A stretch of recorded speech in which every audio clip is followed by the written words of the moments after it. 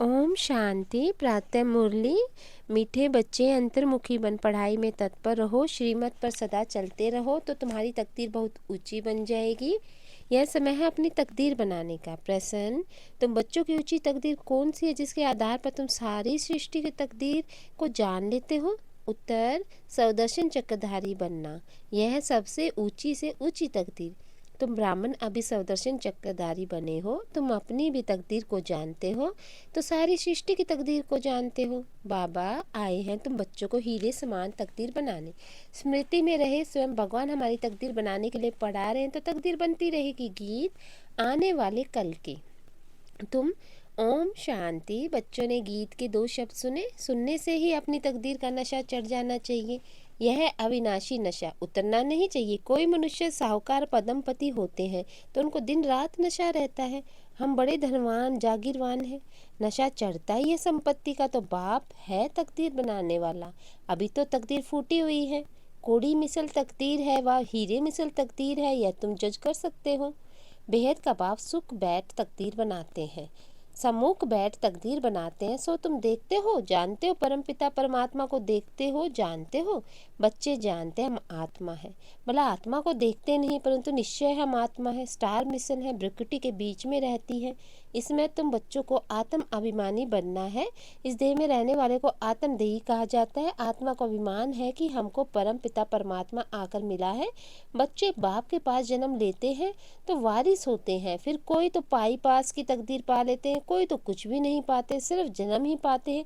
कोई है जिनके 5-6 बच्चे हैं, तलब कम मिलती है तो समझते हैं हमारी तकदीर में ही है था। औरों को देखते हैं उनको तकदीर में कितनी महल माड़िया ताज व तख्त है। मनुष्य की तकदीर की वैरायटी है ना। तो अब तुम अपनी तकदीर को जानते हो, किस तकदीर के लिए हम पुरुषार्थ कर रहे हैं। धन के लिए, सुख के लिए।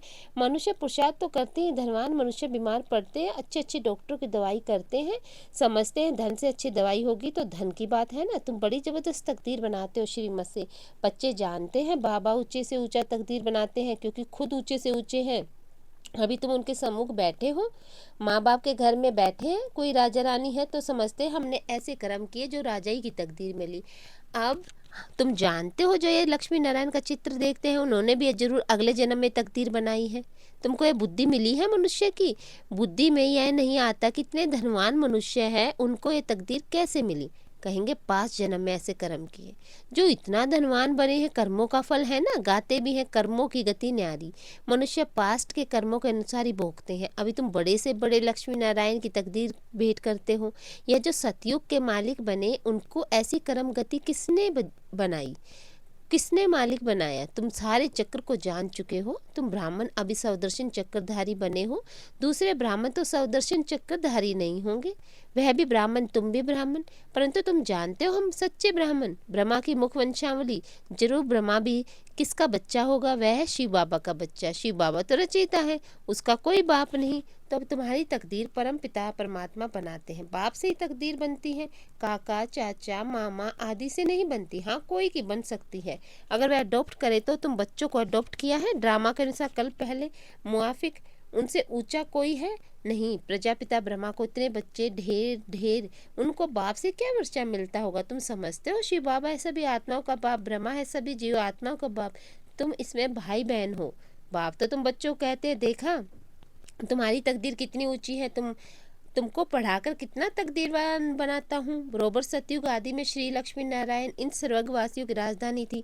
कितनी ऊंची तकदीर बनाई है। तुम बच्चों को बुद्धि में राज है। शिव बाबा ने ऊंची तकदीर बनाई थी, वह तकदीर भोग 84 जन्म पूरे किए, अब फिर वही तकदीर बना रहे हैं। तुम्हारी बुद्धि में ज्ञान है। ज्ञान सागर शिव बाबा के सिवा कोई भी नहीं समझा सकता। ऐसे बाप कितने लवली हैं। बाप भी कहते तुम भी लवली बच्चे हो। तुमको मैं फरमान करता हूँ कि निरंतर मुझे याद करो, अभ्यास करो, तुम्हारे विक्रम विनाश हो जाएंगे। तुम जानते हो कि शिव बाबा भी ब्रह्मा तन में समूह का। बाप ने समझाया मैं तो सदैव निराकार हूँ, मेरा नाम शिव है। मैं साकार में आकर पूर्ण जन्म नहीं लेता, मैं आया हुआ हूँ। तुम जानते हो कौन बात कर रहा है? तुम्हारी बुद्धि ऊपर में चली जाती है। वह निराकार परम पिता परमात्मा ज्ञान का सागर। वही तकदीर बनाने वाला हेवनली गॉड फादर हेवन की स्थापना करेगा ना। तुम जानते हो बाप कैसे ब्रह्मा तन में सम्मुख बात कर रहे हैं। लाडले बच्चे, अब ड्रामा पूरा हुआ। आत्मा सुनती है, आत्मा ही जानती है। यथार्थ बात है। बाप कहते हैं जितना हो सके मुझे याद करो। सारी सृष्टि चक्र की नॉलेज तुमको दी है। कोई को अच्छी रीति धारण होती है, कोई भूल जाते हैं। अभी तुम बैठ तुमको एक ज्ञान अमृत दे रहे हैं अथवा नॉलेज पढ़ा रहे हैं। सम्मुख शिव बाबा बैठा है, वह जन्म मरण में नहीं आता। तुम्हारा तो जन्म बाई जन्म नाम रूप देश काल बदलता जाता है। यह कितनी गुहा सूक्ष्म बातें हैं। तुम्हारी आत्मा घड़ी घड़ी एक शरीर छोड़ दूसरा लेती है। इसमें जो तुम्हारा रूप है तुम्हारे जन्म में यह नहीं रहेगा। एक न मिले दूसरे से। आत्मा एक शरीर छोड़ दूसरा लेती है। उनके एक्टिविटी ख्यालात आदि सब बदल जाते हैं। एक्टिविटी भी बदलती रहती है, कभी राजा कभी नंग, ऐसे नहीं कभी कुत्ता बिल्ली भी बनेंगे, नहीं। अभी तुम जानते हो हम भविष्य में प्रिंस प्रिंसेस बनने के लिए पुरुषार्थ करते हैं। मनुष्य से देवता बन रहे हैं, यह मम्मा बाबा भी पुरुषार्थ कर रहे हैं। फिर भविष्य में जाकर लक्ष्मी नारायण बनेंगे। हम भी जितना अपनी तकदीर बनाने के लिए पुरुषार्थ करेंगे उतना बहुत सुख मिलेगा। कितनी ज़बरदस्त कमाई है, वह तो करके अल्पकाल सुख के लिए पढ़कर इसी जन्म में बैरिस्टर आदि बनेंगे। दूसरे जन्म की बात ही नहीं। 100 अभी बने न भी बने हो सकता है। तुम भी समझते हो कि हम भविष्य में स्वर्ग में जरूर जाएंगे, फिर वहाँ देवी देवता कहलाएंगे। या कभी भूलना नहीं कि बाप से स्वर्ग का तख्त का वर्षा लेकर ही छोड़ेंगे, ऊंचे से ऊंचा बनकर ही दिखलाएंगे। गॉड फादर पढ़ाते हैं, वह भी तो बुद्धि में आता। हम अच्छी रीति पढ़कर 21 जन्म के लिए अपनी प्रॉब्लम बनाते हैं। इस समय जितना पुरुषार्थ करेंगे उतना ऊंचा तकदीर बनाएंगे, वह तकदीर कल्प कल्प कायम रहेगी। इसलिए इस समय तकदीर के लिए अच्छा पुरुषार्थ करना चाहिए। बड़ी भारी तकदीर है, बहुत सुख है। भला यहाँ कोई के पास करोड़ परंतु पाई का भी सुख नहीं। वहाँ तो बिल्कुल शांति आराम से प्रॉब्लम भोगेंगे। यहाँ तो कितनी आफतें आती रहती है, थोड़े टाइम में बहुत देवाला निकालेंगे, मरते जाएंगे। भला इंश्योर करते हैं परंतु इंश्योरेंस कंपनी भी क्या कर सकेगी। हिरोशिमा का क्या हाल हुआ है, कितने आदमी मरे। इंश्योर कंपनी ने भी देवाला मारा। यहाँ भी ऐसे ही होगा, सब खत्म हो जाएंगे। इंश्योरेंस वाले किसको पैसा देंगे, कौन एक दो का दीवा जलाएंगे। मनुष्य में अंधविश्वास कितना है। बड़े आदमी का शो करते हैं, ऋषि मुनियों को उनसे भी बड़ा समझते हैं। भला रिलीजन को नहीं मानते परंतु सन्यासियों को नमन जरूर करते हैं। साधु के आगे जाकर दंडवत प्रणाम करते हैं, साधु उनके आगे नहीं करेंगे क्योंकि समझते हैं हम ऊंचे हैं। यह बाप तो कहते हैं मेरे लाडले बच्चों हम ऊंचे, हम बच्चों को नमस्ते करते हैं। तुम तो हमारे सिर के मोर हो, तुम विश्व के मालिक हो, ब्रह्मांड के भी तुम मालिक हो। तुम डबल मालिक हो, मैं सिंगल सिर्फ ब्रह्मांड का मालिक हूँ। ऐसी बातें सिवाय बाप के कोई समझा नहीं सकता। बाप को कितना याद करना चाहिए जिससे ऐसा वर्षा मिलता। बाप कहते देखो कितने बच्चे यहाँ से होकर जाते हैं, फिर 6 मास में बाप को मुश्किल पत्र लिखते हैं। अरे प्राण देने वाले, प्राणों से प्यारे बाप को पत्र नहीं लिखते। स्त्री पुरुष एक दो को चिट्ठी लिखते हैं तो कहते हैं प्राणेश्वर फलाना। वास्तव में वह कोई प्राणेश्वर तो है नहीं। प्राणेश्वर तो एक बाप है, सभी प्राणों का ईश्वर बाप एक है। वह कहते प्राणेश्वर बच्चे था, प्राण बचाने वाले ईश्वर के बच्चे। बच्चे भी कहते प्राणेश्वर बाबा हमारे प्राण बचाने वाले बाबा। यहाँ से यह नाम निकला हुआ है। भारत में ऐसे प्राणेश्वर प्राणेश्वरी लिखते हैं परंतु है नहीं। प्राणों का दान तो बाप ही देते हैं। बाप कहते हैं तुम मेरे बनते हो तो फिर तुमको कोई दुख नहीं, आत्मा को ही दुख मिलता है, आत्मा फील करती है। बाप कितना प्यार से समझाते हैं, याद भी उन्हीं को करते, महिमा करते। मम्मा को भी कितना याद करते हैं जो बहुतों को अच्छी सर्विस करते हैं, उनको कितना ऊंचा मर्तबा मिलता है। फिर उनके बाद सेकंड नंबर में जो सर्विस में बाबा को फॉलो करते हैं। तुम्हें बहुत रहम दिल बनना है, जैसे बाबा ने हमको बनाया है। हम फिर औरों से प्राप्ति स्वर्ग की राजधानी, वहाँ हम इतने साहूकार रहते हैं। एक माया मचंदर का खेल भी दिखाते हैं।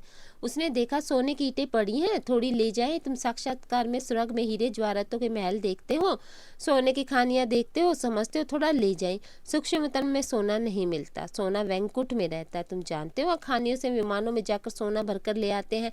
सोने की बड़ी बड़ी ईंटें भी होती हैं। अभी बड़ों बड़ों के पास सोना तो पड़ा है। भारत को सोना चांदी तो जरूर रखना। सबके पास बड़ी बड़ी गुफाएं बनी हुई हैं जहाँ कोई लूट फूट न सके, आग जला न सके। तो वह सब भविष्य में तुम्हारे हाथ आ जाएगा। जिन एरोप्लेन आदि द्वारा अभी बम आदि गिराते विनाश के लिए, वही चीजें फिर सुख के लिए निर्मित बन जाएंगी। सत्युग में यह सब थी, प्राय लोप हो गई। अब फिर बनी। तुम जानते हो कैसे खानियों से जाकर ले आते हैं, खानियां सब नई हो जाती, अभी तो पुरानी है। ऐसी तकदीर बनाने वाले बाप को पूरी तकदीर लेनी चाहिए, इसमें गफलत नहीं करनी चाहिए। बाप और वर्षे को याद करो। बाप कहते एक मैं मोह लगाओ, एक में मोह लगाओ। श्लोक को याद करो। अच्छा मीठे मीठे शकीले बच्चों, प्रति माता पिता बाप दादा का याद प्यार, गुड मॉर्निंग। रूहानी बाप की रूहानी बच्चों को नमस्ते। धारणा के लिए मुख्य सार, अपनी ऊंची तकदीर बनाने में गफलत नहीं करनी, श्रीमत पर अच्छी रीति चल, पढ़ाई के आधार से ऊंची तकदीर बनानी है। प्राणेश्वर बाप की याद में रह, सबको प्राण देना है, सबके प्राण बचाने, किसी को भी दुखी नहीं करना। मालिक वरदान, मालिकपन की स्थिति में रह, प्रकृति द्वारा सहयोग की माला पहनने वाले प्रकृति जीवी भव। प्रकृति आप मालिकों का अब से आह्वान कर रही है। चारों ओर प्रकृति के तत्व हलचल करेंगे, लेकिन जहां आप प्रकृति के मालिक होंगे वहां प्रकृति दासी बन सेवा करेगी। सिर्फ आप प्रकृति जीत बन जाओ तो प्रकृति सहयोग की माला पहनाएगी। जहाँ प्रकृति जीत ब्राह्मणों का पाव होगा, स्थान होगा, वहाँ कोई भी नुकसान नहीं हो सकता। तूफान आएगा, धरती हिलेगी, लेकिन बाहर सूली होगी और यहाँ कांटा। सभी आपकी तरफ स्थूल सूक्ष्म सहारा लेने के लिए भागेंगे। स्लोगन, अलौकिक सुख व मनरस का अनुभव करना तो मन मनाभव की स्थिति में रहो। ओम शांति।